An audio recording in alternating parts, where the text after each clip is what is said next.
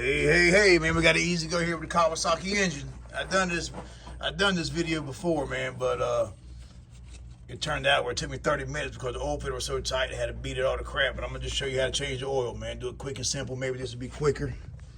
I got me some new, but the other one I did, I didn't have no camera mount, man. I was doing it by my hand. Now I'm kind of stepping the game up a little bit, making it happen. If you look under here, you got your motor there, you got your fan, flywheel. Look under here, you got your bolt. Right there, right here. It's a platinum. Let me say this, listen to me clear here on this one here now. It is a plastic bolt, all right?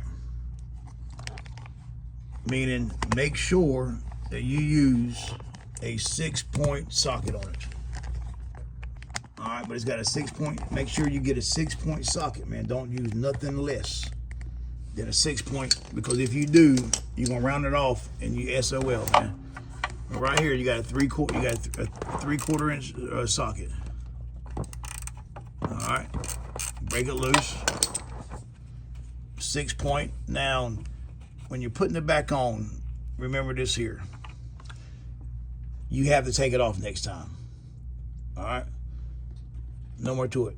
So what you want to do is, you got your O-ring. You don't have to He-Man it. The O-ring will seal it against the block. All you want to do is snug it, and the O-ring will do the rest. All right. So what we're gonna do, let it drain. We put 1030 oil back in ours, and we change it every 125 hours or once a season.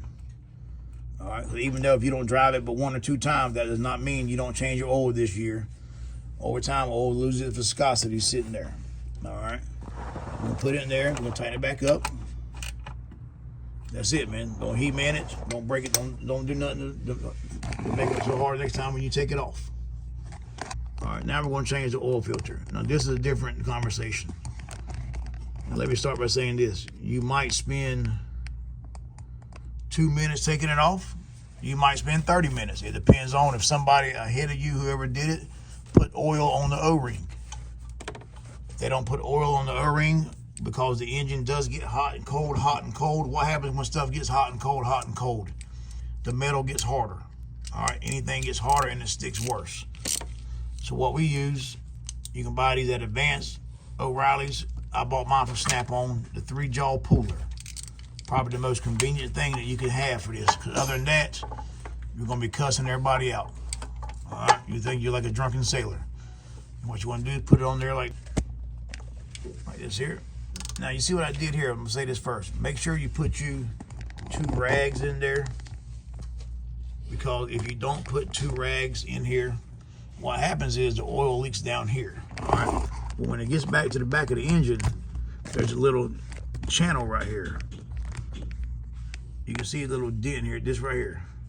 That is a channel. What it does, it runs there and comes this way and back and drops out that, dips out the hole. So whenever you go to sit somewhere else, you park your golf cart, guess what? You think it has an oil leak, or if you send it back to a customer's house, he gonna think it's leaking. All right. So make sure you put the rags under there, and even doing that, it's not a 100, it's a 50-50 shot. You gonna catch all the oil. All right. So that's why you always remember to, on a Kawasaki EZGO engine, if it's going back to a customer's house, or if you're putting it, always wash out under the engine. And I'm gonna show you now, the spark plug for these Kawasaki engines is an Autolite 66.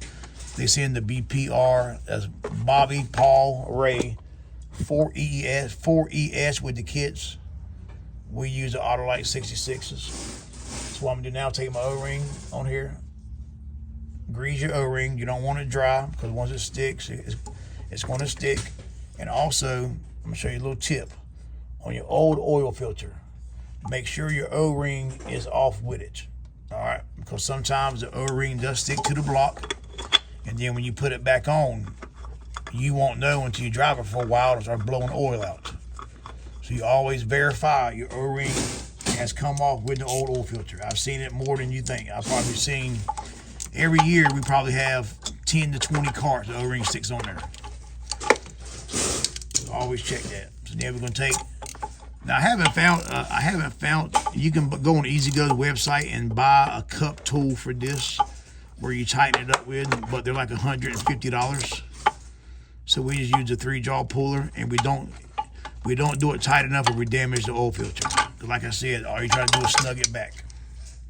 Because where it's at, man, it's really hard for you to get your hand on it and grip it where you can tighten it up. Because I think they should have just put it inside the back tire. It probably would have been easier to get to. Just put it inside the tire, had to take the tire off. All right? Or they should have just left it out. Club cars doing now. None of the newer club cars have an oil filter.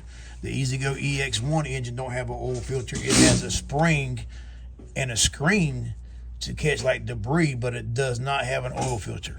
Almost, they did the EX1s like they're doing, like they did the Robbins engines. All right, but just like that, man. And look at mine. I had 2 rags under there, and what do you see? Oil leak. All right, like I told you, 50-50 shot, man. That's how it is. So what I'm gonna do is take this right here, and you can see my hand right here, and put in that channel, oil. So what I'm gonna do is take my hand up in the channel and wipe out the excess oil. That way you don't have that much oil you have to worry about. Before I leave though, let me show you where to put oil in at. And what I'm gonna do in front of the engine, on top of the head, you're gonna see dipstick right here. And we use 1030 oil.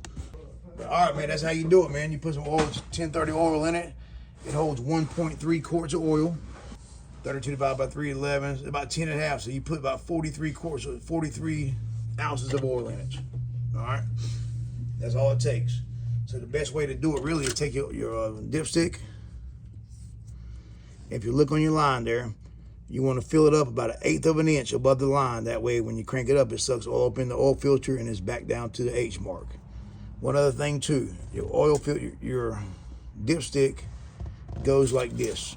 All right, the little lip here goes over the valve cover. Don't put it like that, but if you do, what you want to do is push down on this with your hand to get it out. If not, you will break it off. All right, man, stay tuned, man. I'll put some oil in it, and I'll put